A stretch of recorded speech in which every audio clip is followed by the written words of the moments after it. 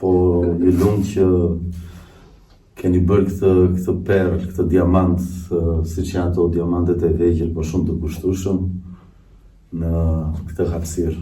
Është mrekulli shumë bukur. 50 vende, modest, por për të bërë gjërat lezetshme. Po jo 50 vende janë, 50 vende ka shumë teatro legjendar në Europë që nuk janë. Për shembull, Terzopulos, i cili është këtu e 40 vjet presidenti i Komitetit Ndërkombëtar Olimpik të Teatrit, dhe sapo dje ju vu ylli në Sibiu të Rumanisë, siç është në Hollywood që vendosen ato yjet për aktorët shumë të famshëm, ka një trotuar në Sibiu të Rumanisë për festivalin ndërkombëtar që bëhet aty, dhe vendosen yjet e njerëzve më të shquar të teatrit botror, dhe dje është vënë ylli. Terzopulos në Athinë ka teatrin me 113 ose 14 vende. Ti më dole direkt në temën të cilën unë kam qef i financuar ta trajtoj nga gjithë bota. Lart. Sa e vështirë ishte në Athinë të hapej një teatr privat? Meqense ke një eksperiencë. Po, kisha për 2 vjet, 2 vjet kisha teatrin tim, derisa pastaj ndodhen ato që ndodhen.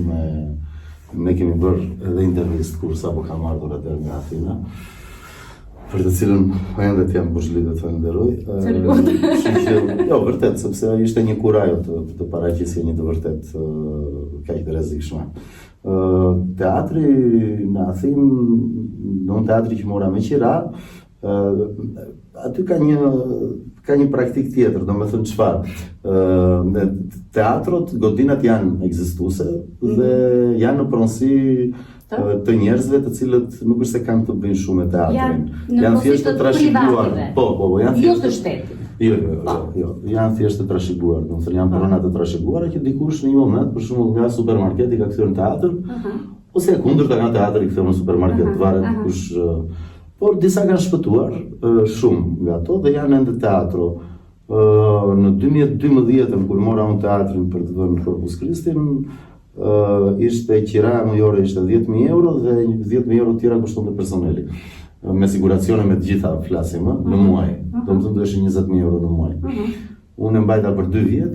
Pra, ekziston mundësia që ju të merrnit një ambient të qira dhe të zhvillonit aktivitetin që ju do të doni. Pra, ishte e thjeshtë. Po, shumë e thjeshtë është, pastaj në varësi të repertorit edhe të cilësisë artistike, hyn në një program që mbështetesh nga shteti. Ndalojmë çik këtu? Po. Si mbështetesh nga shteti? Ja, këtë po e sqaroj, hyn në një program